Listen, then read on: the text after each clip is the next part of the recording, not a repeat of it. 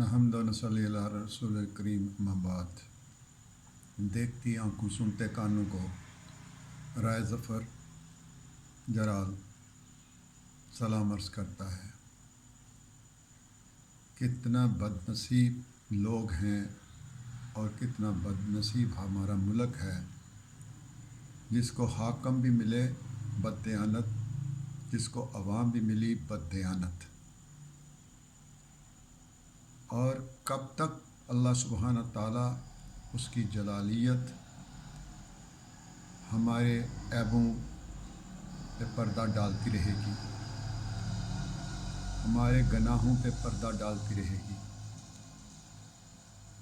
ये झूठे लीडर झूठे वादे करके आते हैं और ये मासूम अवाम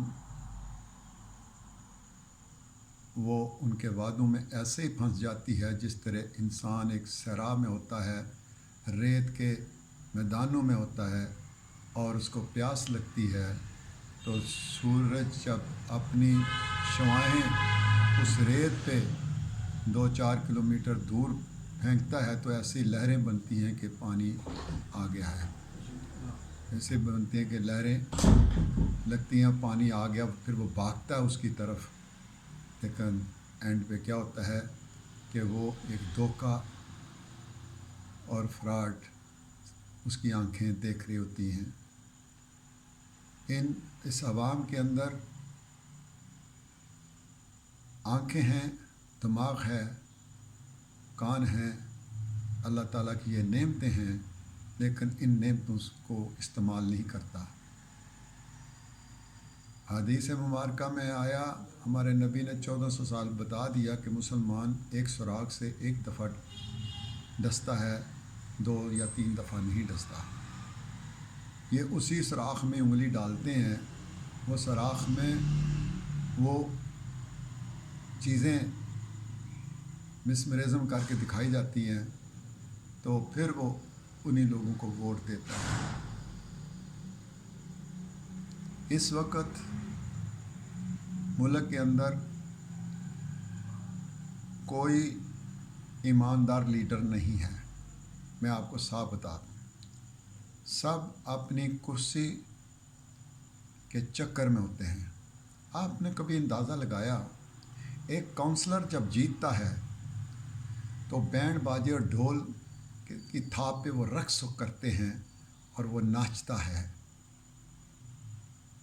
वो उसकी खुशी उस वक़्त ये मुझे ज़ाहिर करती है कि शख्स ये करप्ट है और इसने ये इसकी जीत को इसने अपना रोज़ी समझ लिया है कि अब मेरे पास मालो दौलत आएगी क्योंकि मैं काउंसलर बन गया हूँ। तो जब ये जीतते हैं तो कितना जश्न मनाते हैं, कितनी खुशियाँ मनाते हैं। तो हमारे लोग भी इनके कदमों में सजदा रेस हो जाते हैं। आप अंदाज़ा लगाओ कि जिस देश में के डॉक्टरों को बड़ा ही अक्लमंद समझा जाता है, पैसे वाले को बड़ा अक्लमंद समझा जाता है, और जो मजहबी लोग हैं जो नमाज रोज़ा रखते हैं और उसकी प्रीच करते हैं, उनको कोई बंदा लाइक नहीं करता, उनको बंदा कोई वोट नहीं देता, क्योंकि वोट उसको मिलता है जिसके पास नोट हैं और हराम का माल इनके पास है। और मैंने अपनी अवाम को देखा, गयूर अवाम को देखा, जो बिरयानी की प्लेट पे, जो बर्फ़ी की डली पे वोट दे देती है। आता हूँ अपने असल मौजू की तरफ। आप अंदाज़ा लगाओ कि कितने दिनों से ये ख़बर चल रही है कि आँखों को इन्फेक्शन हो रहा है।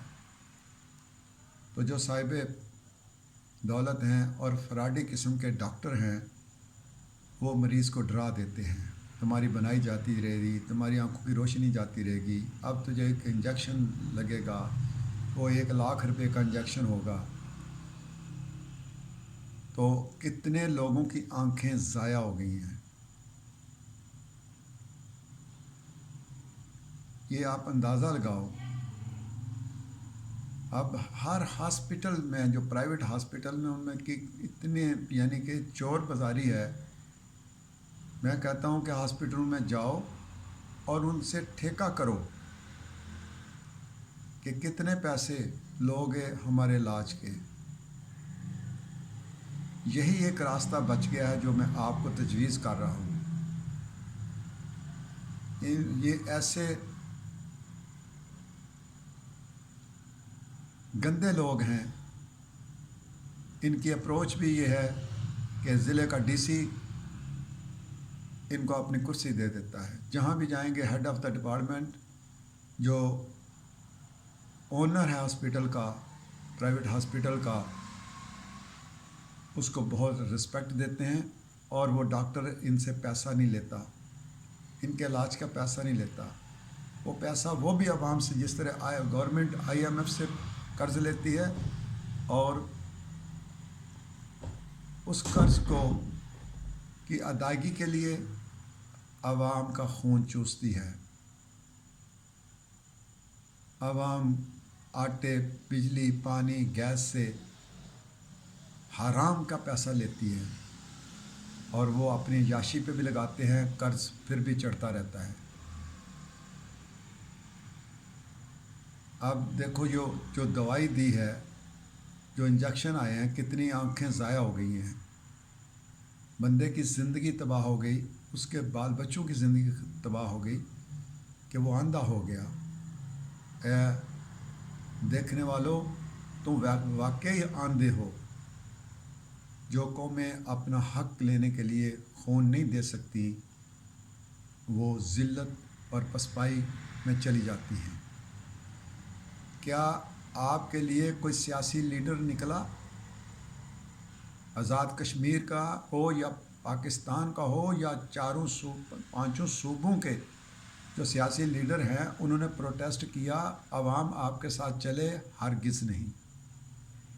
کیونکہ ان کے اپنے اپنے مفادات ہیں. جب ووٹ لینے آتے ہیں تو آپ کے بچوں کی پارٹیاں بھی دھوتے ہیں، ان کو پیار بھی کرتے ہیں، ان کی ناک بھی صاف کرتے ہیں. یہ آ کے